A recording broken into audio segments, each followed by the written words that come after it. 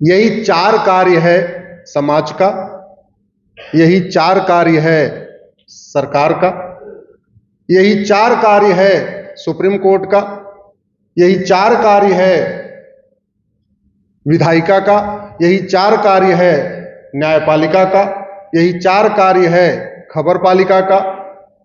सबका 4 कार्य है क्या? धर्म की जय हो, अधर्म का नाश हो, प्राणियों में सद्भावना हो, विश्व का कल्याण हो। अगर उसको डिपार्टमेंट के हिसाब से कहें तो शिक्षा मंत्रालय का यह कार्य है कि ऐसी शिक्षा व्यवस्था सुनिश्चित करे कि सब में धर्म और अधर्म के बीच का अंतर पता चल जाए। कानून मंत्रालय का कार्य है ऐसा कानून बनाए कि इतना खौफ पैदा हो कि अधर्म का नाश हो जाए। गृह मंत्रालय का कार्य है ऐसी व्यवस्था बनाए कि प्राणियों में सद्भावना हो, और वित्त मंत्रालय और उद्योग मंत्रालय का कार्य है ऐसी योजनाएं बनाए जिससे भारत का विकास हो, भारत का कल्याण हो तो विश्व का भी कल्याण हो। इसमें से शिक्षा मंत्रालय कितना सफल हुआ वो आप खुद सोच लीजिए, कानून मंत्रालय कितना सफल हुआ आप खुद सोच लीजिए, गृह मंत्रालय कितना सफल हुआ आप खुद सोच लीजिए, और वाणिज्य और उद्योग और वित्त मंत्रालय कितना सफल हुआ, आप सब लोग बुद्धिजीवी हैं, आप खुद सोच लीजिए।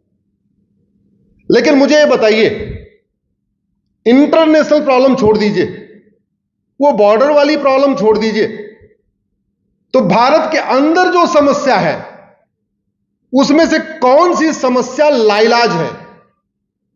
एक समस्या आप दिमाग में रखना, अभी मत बताइए, सोचना आप कि भारत के अंदर जो समस्याएं हैं उसमें से कौन सी समस्या लाइलाज है, और भारत के अंदर जितनी समस्याएं चल रही हैं उसमें से कौन सी समस्या विश्वव्यापी है, वर्ल्ड वाइड कौन सी समस्या है? घूसखोरी वर्ल्ड वाइड समस्या नहीं, लाइलाज नहीं। कमीशनखोरी वर्ल्ड वाइड समस्या नहीं, लाइलाज नहीं। पूरी दुनिया में जमाखोरी नहीं है, पूरी दुनिया में मिलावटखोरी नहीं है, पूरी दुनिया में माओवाद नहीं है, पूरी दुनिया में नक्सलवाद नहीं है, पूरी दुनिया में पत्थरबाजी नहीं होती, पूरी दुनिया में 3 तलाक हलाला मुताह मिस्यार नहीं होता, पूरी दुनिया में जो है धर्मांतरण नहीं होता, पूरी दुनिया में जनसंख्या विस्फोट नहीं होता, पूरी दुनिया में अवैध निर्माण नहीं होता। भारत की ऐसी कौन सी समस्या है जो पूरी दुनिया में है? चलो मैं चाइना का एग्जांपल नहीं दूंगा। एक चीज ये बताओ, दुबई में तो हिंदू मात्र 15% है, वो दुबई वाले हिंदू क्यों सुरक्षित हैं और भारत वाले क्यों सुरक्षित नहीं है? मैं बहुत सारे लोगों को जानता हूं, समाजवादियों को भी जानता हूं, गांधीवादियों को भी जानता हूं और राष्ट्रवादियों को भी जानता हूं जिन्होंने पिछले 3-4 साल के अंदर दुबई में फ्लैट लिया है। मैंने पूछा क्यों लिया? बोले भारत अनसेफ हो गया, रहने लायक नहीं। कई सारे पत्रकारों को जानता हूं, कई सारे गायकों को जानता हूं, कई सारे बॉलीवुड के लोगों को जानता हूं जिन्होंने दुबई में फ्लैट लिया। और इस महीने के पहले संडे को मेरा कार्यक्रम कलकत्ता में था, तो जैसे मैं एयरपोर्ट पे उतरा तो देखा सारे अखबारों में ऐड आया हुआ था दुबई प्रॉपर्टी मेला। दुबई प्रॉपर्टी मेला कहां लग रहा है? कलकत्ता में। दुबई प्रॉपर्टी मेला कहां लग रहा है? दिल्ली में। बड़ी सीधी सी बात है। और जब बाद में मैंने पूछा भाई दुबई में क्यों लूं, यहां क्या दिक्कत है, मैं तो कलकत्ता में रहता हूं, उसने जैसे जैसे मुझे कारण बताया, जो उसने मार्केटिंग का फंडा बताया, मैं समझ गया कि उसने भारत के खौफ को यूटिलाइज कर रहा है और लोग दुबई शिफ्ट हो रहे हैं। आखिर दुबई में लफ्ज़ जिहाद क्यों नहीं है? दुबई में लैंड जिहाद क्यों नहीं है? दुबई में सड़क के किनारे मजार क्यों नहीं बनती? दुबई में सड़क के किनारे दरगाह क्यों नहीं बनती? दुबई में पत्थरबाजी क्यों नहीं होती? दुबई में रात को जैसे यहां एक के बाद एक बलात्कार होते हैं, दुबई में क्यों नहीं होता? मैं दूसरे एग्जाम्पल नहीं दे रहा हूं, दुबई का दे रहा हूं, क्योंकि जनरली आप लोग एक पर्टिकुलर, जिन देशों ने सठे साठ्यम समाचरे सिद्धांत को अपनाया, जिसको भगवान कृष्ण ने बोला था, और जिन राष्ट्रों ने भय बिन होय न प्रीत सिद्धांत को अपनाया, जिसको भगवान श्री राम ने बोला था, आज वहां शांति है, समृद्धि है, खुशहाली है और जिन राष्ट्रों ने झूठे मानवाधिकार के नाम पे केवल बतौलेबाजी किया, वहां माओवाद है, नक्सलवाद है, जिहाद है, मजहबी उन्माद है, पत्थरबाजी है, अलगाववाद है, हर तरीके का क्राइम चल रहा है। हमारी यंग जनरेशन ड्रग में बर्बाद हो रही है और इंटरनेशनल पूरा एक सिंडिकेट लगा हुआ है कि भारत के युवाओं को नशेड़ी बना दो। सर ने बताया कि नेवी में बार बार ड्रग पकड़ी जा रही है। इंटरनेशनल, मैं नाम नहीं लेना चाहूंगा, लेकिन दुनिया के कई देश चाहते हैं कि भारत की यंग जनरेशन नशे में डूब जाए। दुनिया के कई देश सोशल मीडिया पे करोड़ों रुपए खर्च करके पैसा दे रहे हैं अश्लीलता फैलाने के लिए, और जिस देश का यंग युवा नशेड़ी हो जाए और अश्लीलता में डूब जाए, उस देश को कोई नहीं बचा सकता, कोई नहीं बचा सकता।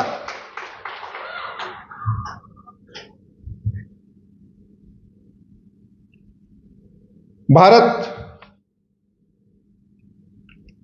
हमेशा से ज्ञान के क्षेत्र में सर्वोच्च रहा, धर्म के क्षेत्र में सर्वोच्च रहा, अर्थ के क्षेत्र में सर्वोच्च रहा। दुनिया को हमने भोजन करना सिखाया, दुनिया को हमने कपड़ा पहनना सिखाया, दुनिया को हमने व्यापार करना सिखाया।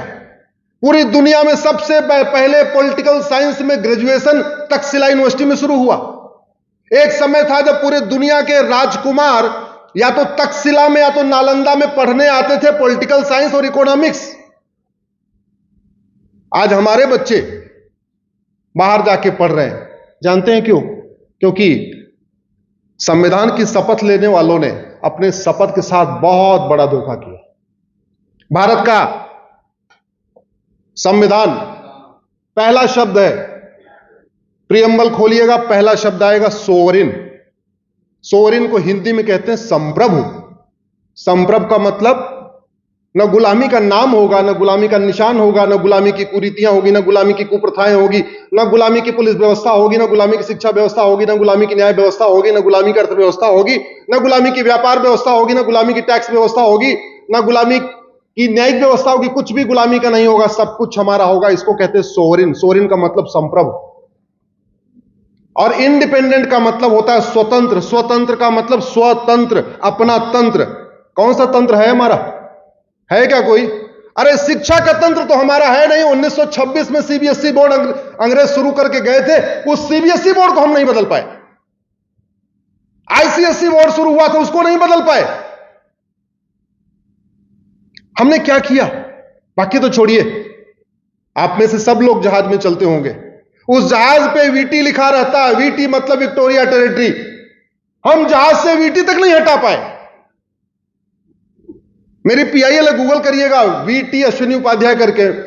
कोर्ट में गए, कोर्ट ने बोला हमारा काम थोड़ी है। हमने काम इसीलिए आया था, आप कह तो दो कि ये सरकार का काम है। मैं 3 तरीके की पीआईएल करता हूं। कुछ पीआईएल समाज को जगाने के लिए, कुछ पीआईएल सरकार को जगाने के लिए, सांसदों विधायकों को जगाने के लिए, कुछ पीआईएल माननीय जजों को जगाने के लिए। जैसे मेरी कल पीआईएल लगी थी, कोर्ट में चल रही है कि धर्म और रिलीजन का डिफरेंस होता है, कृपया रिलीजन को धर्म में समझा जाए। और ये जितने फॉर्म भरे जाते हैं, Aadhaar, ration card, driving licence, voter ID, जो दुनिया भर के फॉर्म होते हैं, नौकरी का फॉर्म, स्कूल एडमिशन का फॉर्म, वहां रिलीजन पूछना तो ठीक है, लेकिन धर्म नहीं पूछना चाहिए। वहां पंथ या संप्रदाय पूछना चाहिए। उसमें मैंने 20 डिफरेंस बताए हैं धर्म और रिलीजन के, और कंक्लूजन यह है कि धर्म जोड़ता है, रिलीजन तोड़ता है, अगर एक शब्द में कह दें तो। अनफॉर्चुनेटली सुप्रीम कोर्ट के जजमेंट के ऊपर जजमेंट है, हाई कोर्ट में जजमेंट के ऊपर जजमेंट है, जहां उन्होंने रिलीजन को धर्म समझा है। रिलीजन सर्वधर्म संभाव नहीं सिखाता। रिलीजन सर्वमंगल मांगल्य नहीं सिखाता। रिलीजन सबका साथ सबका विकास नहीं सिखाता। रिलीजन नारी तू नारायणी नहीं सिखाता। रिलीजन यत्र नारस्ति पूज्यते रमन्ते तत्र देवता नहीं सिखाता। रिलीजन और धर्म में उतना ही अंतर है जितना जमीन और आसमान में। धर्म जोड़ता है, रिलीजन तोड़ता है। दुर्भाग्यवश आज तक इस पे न लोकसभा में चर्चा हुई, न राज्यसभा में चर्चा हुई, न न्यायपालिका में चर्चा हुई, न विधायिका में चर्चा हुई, और बाकी तो छोड़ो, खबरपालिका में चर्चा नहीं हुई। और हम एक बहुत बड़ी गलती कर रहे हैं, खासतौर पे राष्ट्रवादी लोग। हम एकदम वामपंथियों के रास्ते पे चले गए। वामपंथी क्या करते हैं? सुबह से लेकर शाम तक समस्या बताते हैं। मैं वामपंथियों को कहता हूं, ये समस्या जीवी है। उनका ट्विटर उठा लीजिए, उनका फेसबुक उठा लीजिए, उनका यूट्यूब उठा लीजिए, उनका कुछ भी उठा लीजिए, उनका फेसबुक उठा लीजिए, सुबह से लेकर शाम तक केवल समस्या समस्या समस्या। और मैं कह रहा हूं, भारत की कोई समस्या न लाइलाज है, न भारत की कोई समस्या विश्वव्यापी है। दुर्भाग्यवश हमारे राष्ट्रवादी साथी भी आजकल वामपंथी बनते जा रहे हैं। फेसबुक पे समस्या गिना रहे, ट्विटर पे समस्या गिना रहे, यूट्यूब पे समस्या गिना रहे, हर जगह समस्या। अखबार फुल ऑफ समस्या, सोशल मीडिया फुल ऑफ समस्या, लोकसभा में समस्या पे चर्चा, राज्यसभा में समस्या पे चर्चा। अरे मूल कारण पे चर्चा ही नहीं हो रही है, स्थायी समाधान की चर्चा ही नहीं हो रही है। सुबह से लेकर शाम तक डायबिटीज डायबिटीज डायबिटीज करते रहे। डायबिटीज ठीक हो जाएगी क्या? जोर से बोलिए जरा, ठीक होगी क्या डायबिटीज? अरे भैया, अनुलोम विलोम करना पड़ेगा, योग आसन करना पड़ेगा, प्राणायाम करना पड़ेगा, जरूरत पड़ने पे थोड़ा दवाई भी लेनी पड़ेगी।